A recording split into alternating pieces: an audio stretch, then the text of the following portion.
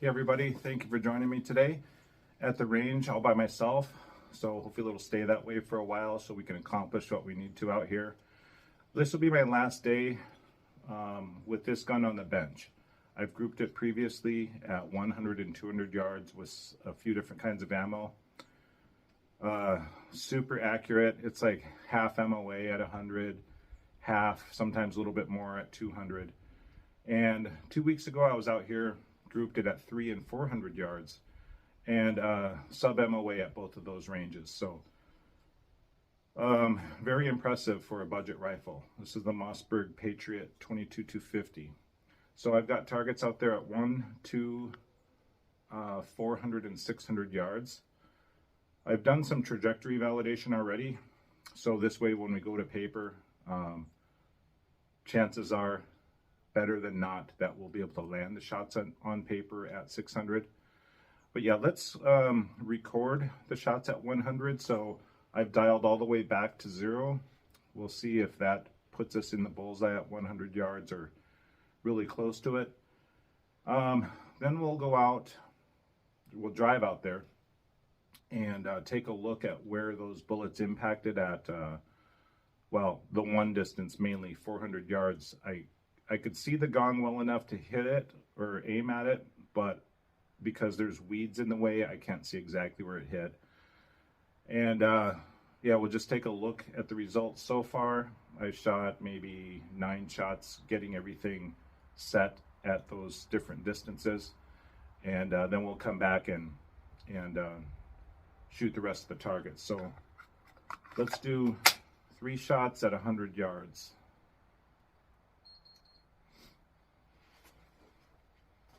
I have this propped up. The way you see it here, this is not normally how I shoot, but when you have a stock that's sort of flimsy and a bipod that isn't the greatest, you end up with a lot of wiggle in the crosshair that you definitely do not want when you're shooting for groups, especially at the longer distances. So that's why I have it set up the way I do. Here we go, 100 yards.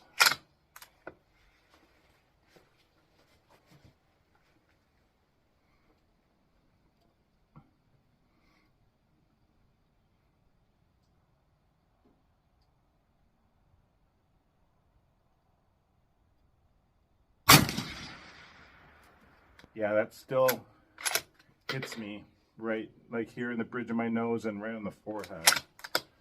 But looks like that was centered, but an inch high. Let's do the other 2 shots. I'll back away from the scope just slightly.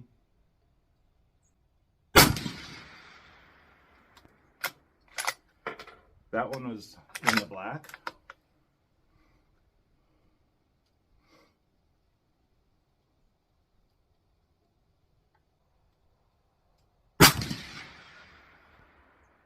Yeah, there's those last 2 shots, number 2 and number 3, look like they hit the same hole.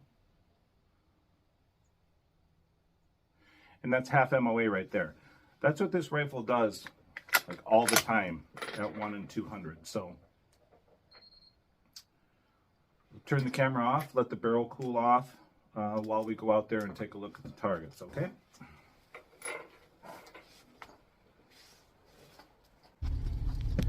Just thinking about that 100-yard group. The first shot where the scope camera hit me pretty good, and then the second and third shots where I backed away from the camera mount a bit, and those shots went right into each other. That's what I mean about your accuracy can be affected by changing your eye position. So let's take a look here.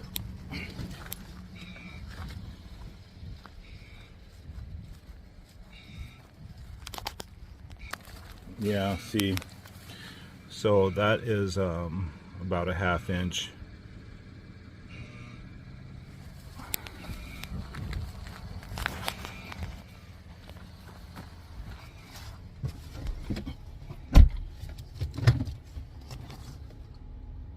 All right, so at 200 yards, I have a clean target there. we're just going to drive past it. There's no sense in looking at it. I don't think any of you are going to doubt any results I get at 200 yards.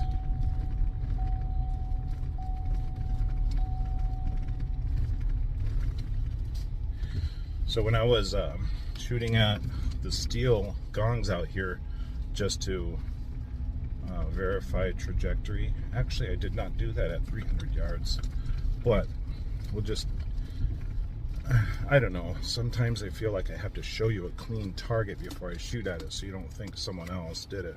No, I did shoot at the 300 gun. Okay, there's the clean target at 300, and here's the gong. It's actually 311 yards. I put one shot on it just to verify point of impact, and look at that. Yeah, pretty much dead center of that gong. Just a little bit of wind drift, maybe.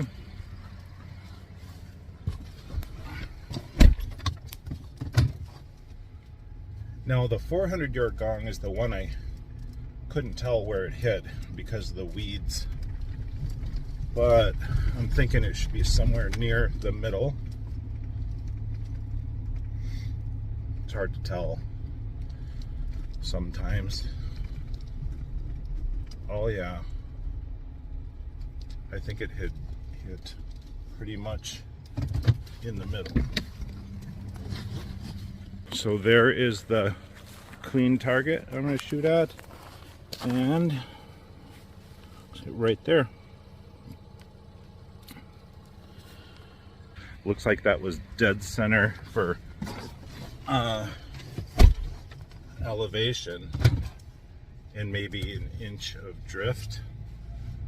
We're going to skip 500 yards and just do 600 because we're shooting my the premium hunting ammo that I use in the field, and stuff's not cheap. It's not terribly expensive compared to some calibers. But we'll take a look at the target here, and this is super small in the scope. We're just going to look at it from in here.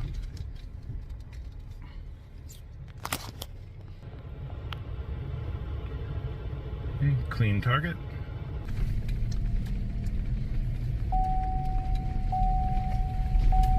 Let's do 200 yards now without dialing anything for elevation.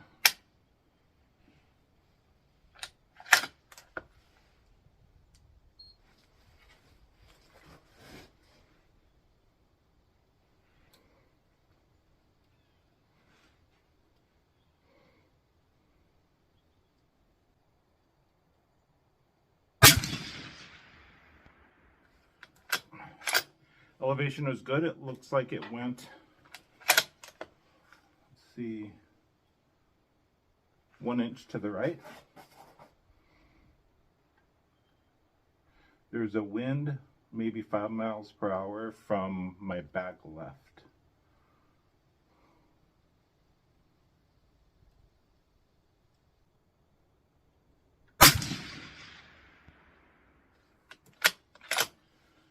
That one landed lower than the first shot, but really close to it. Yeah, really close.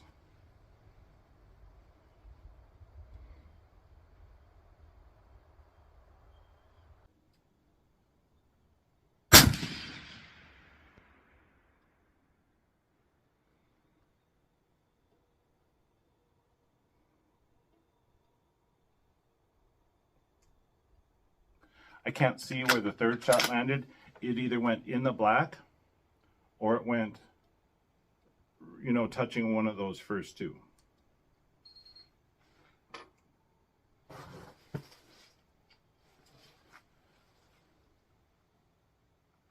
Okay, barrel's got to cool off a bit.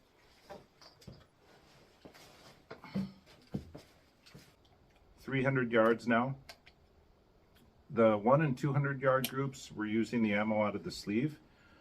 This now from here on out is a fresh box that I just bought this morning from the same store I got the previous box is from, so it should be the same lot number. Hornady Varmint Express, 50 grains. So they're going 3,700 feet per second.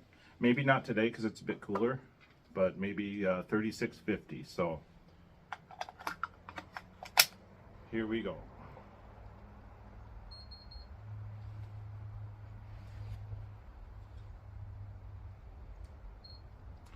Now it becomes critical to be steady on the crosshairs. It's difficult with this setup, but been doing pretty good with it so far. Trigger control is the biggest thing. A little bit of wind kicking up right now.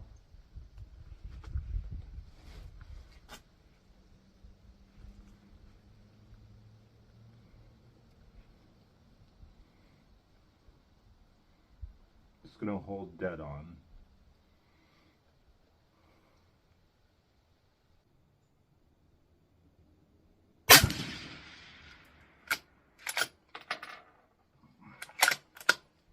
That hit me in the face pretty good. I don't want to get out of the scope, or I don't want to back out of it, screw up my eye relief, so we'll just take the hits.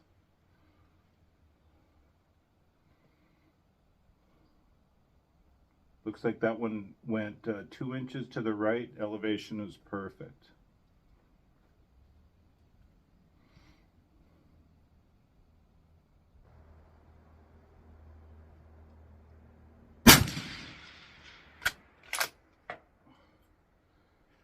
Yikes. I'll probably have some kind of mark on my face when this is all done today.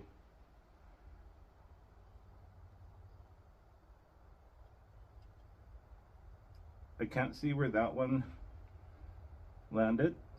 Let's do the third shot.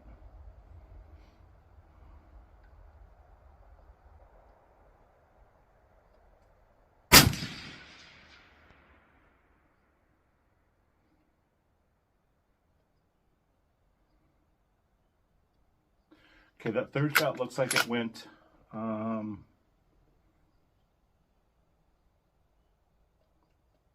inch and a half higher than the first one. So depending upon where that second one landed, that's going to be a good group.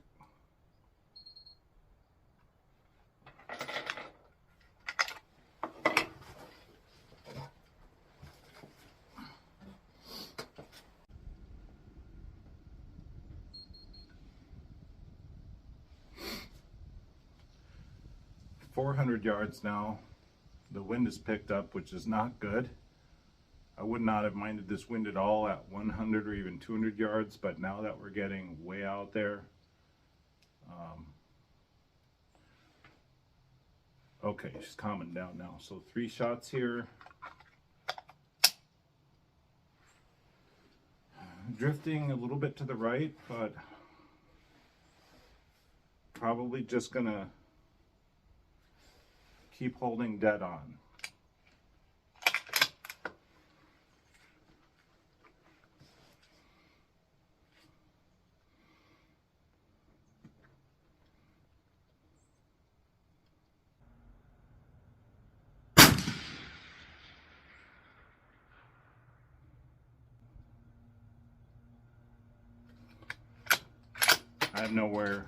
I have no idea where that hit.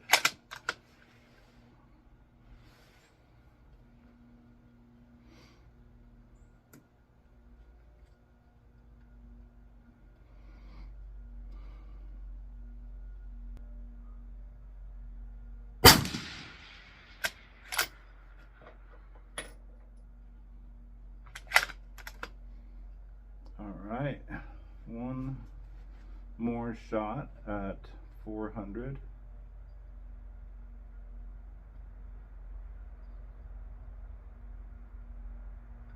Got a little bit of mirage now.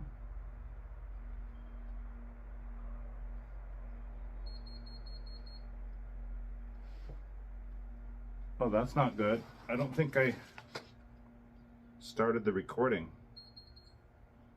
Those are the beeps you get when it times out. Okay, well, 400 yards is only going to have one recorded shot.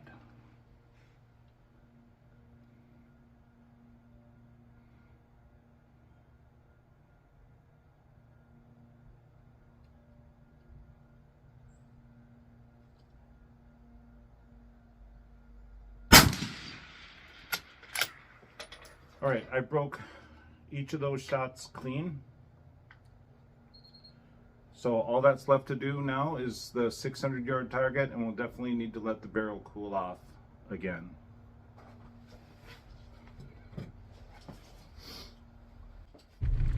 See, I wasn't joking when I said the camera mount was hitting me in the face.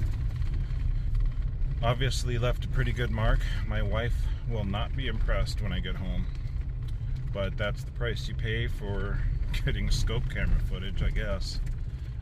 So we'll grab this target at 600 yards and then we'll work our way back. I'm excited, not really excited, I'm anxious to see if all three shots landed on paper and what kind of group it did.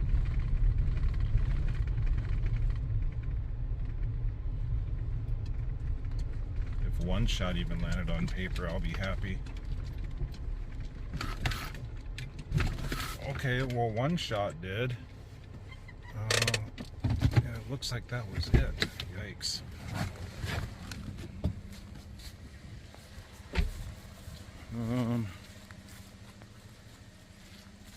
Well, that's a bummer because there's no telling where the other shots landed. They could be anywhere. I mean, really, they could be those two. There's definitely not a second shot on that. So it appears maybe that this rifle caliber bullet weight combination is not great for 600 yards. We'll see what the 400 yard target looks like. I already know what it can do at 400 yards.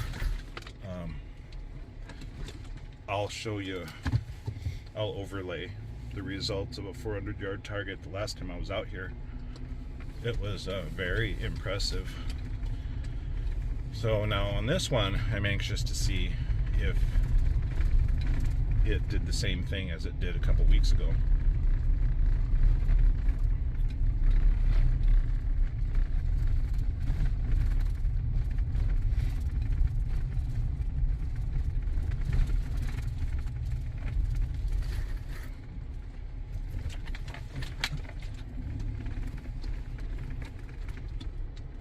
Oh, looks good. I'm happy to see. Not real thrilled with the group size, although it's good. It's under 1 MOA. I'm more impressed with the elevation on those. Is look at that, crazy. If that one, let's just say, wasn't out as far, probably due to wind drift, if that was in there, it would be a sub half MOA at 400. So yeah, wonder what 300 looks like. It's not like you can get a perfect day as far as wind goes every time you want to go out and shoot. Normally what happens is as soon as you have a plan to go out and shoot groups, the weather or the wind goes right to hell. Well, we can drive right up to this one. Okay.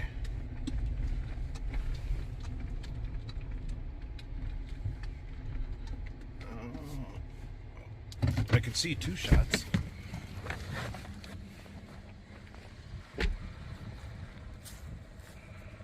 Oh, where's the third? Oh, look at that. 300 yards. Sub half MOA. Sub half. Because that for sure is under 1.5 inches. And that is consistent with what it did 2 weeks ago.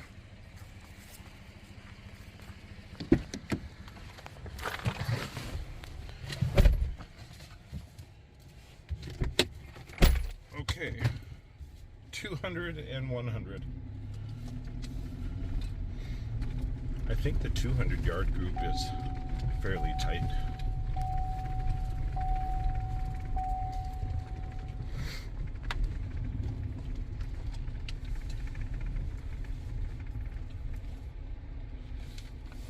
Okay, now, parked too far off to the side to grab a quick peek at it. Now my arm's getting a little bit sore. Okay, let's see what this looks like. 200 yards. Oh, look at that. Unbelievable. That is a little bit over a half an inch. So another sub half MOA. Well, it appears that this is a 400-yard gun.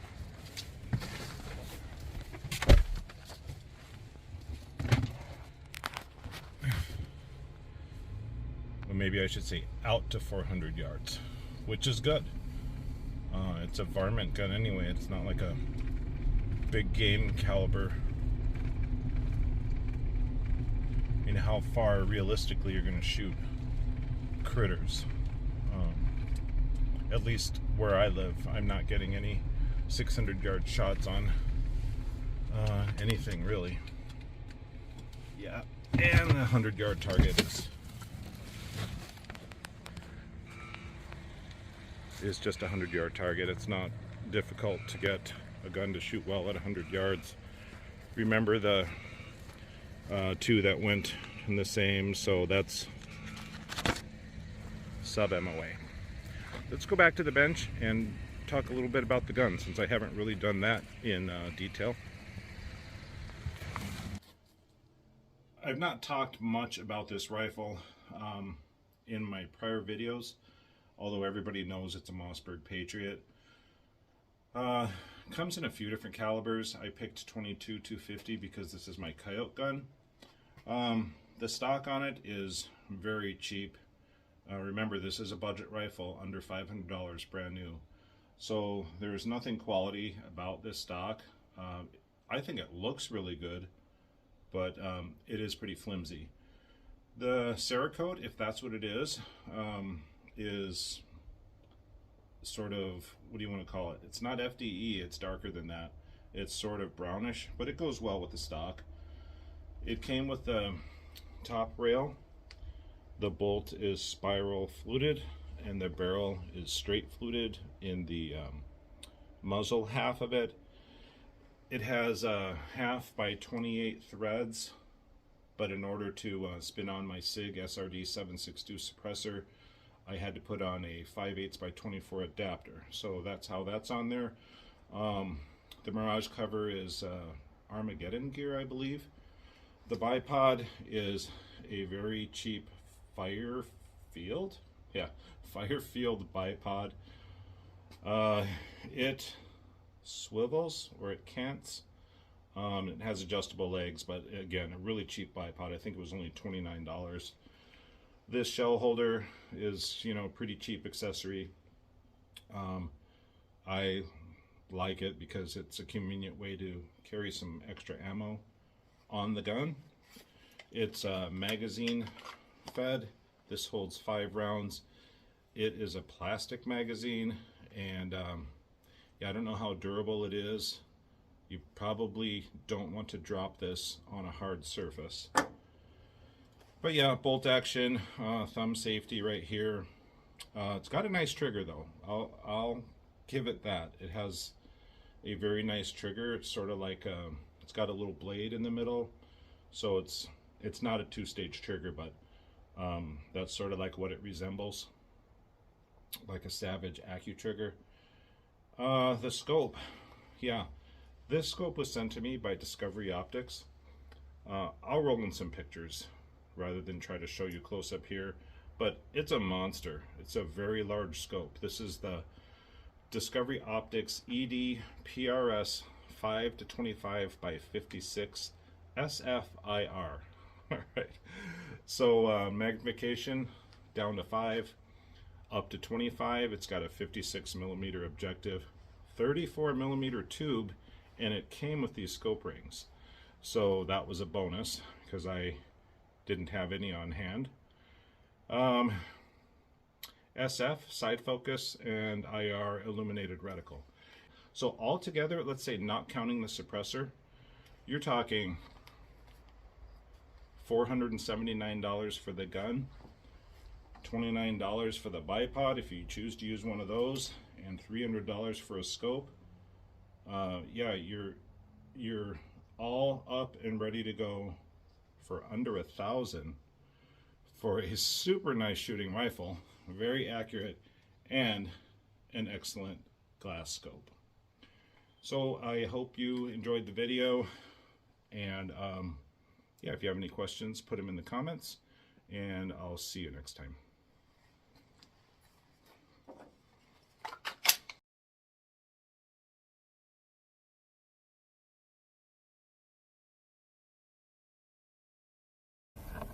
Woodchuck at 170 yards. It's a sizable one.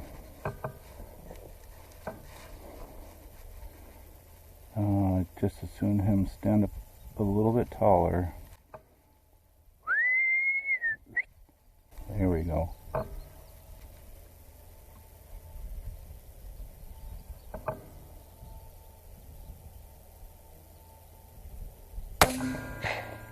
Smoked. Perfect.